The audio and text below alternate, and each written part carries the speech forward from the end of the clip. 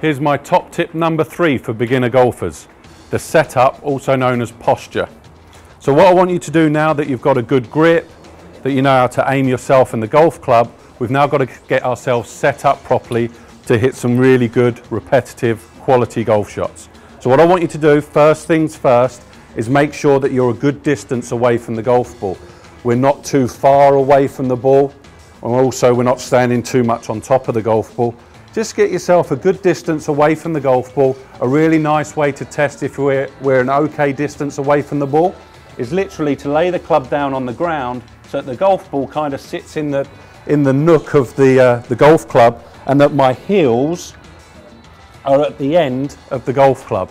Then I know I'm a fairly good distance away from the golf ball.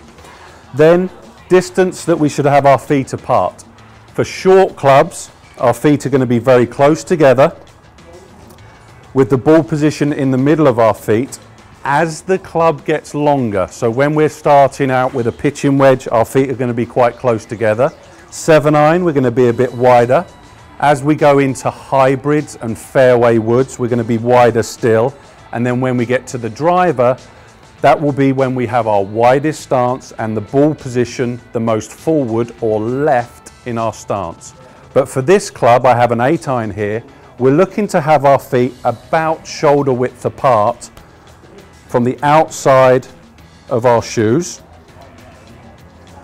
and the ball position is in the middle.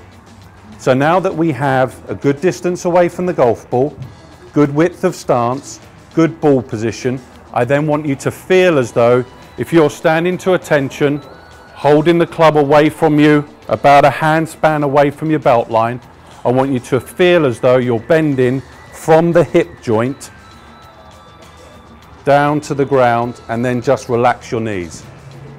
Not going too much bent over, not standing up too much, just a nice, comfortable, athletic position, making sure we don't stress our back in one way or the other.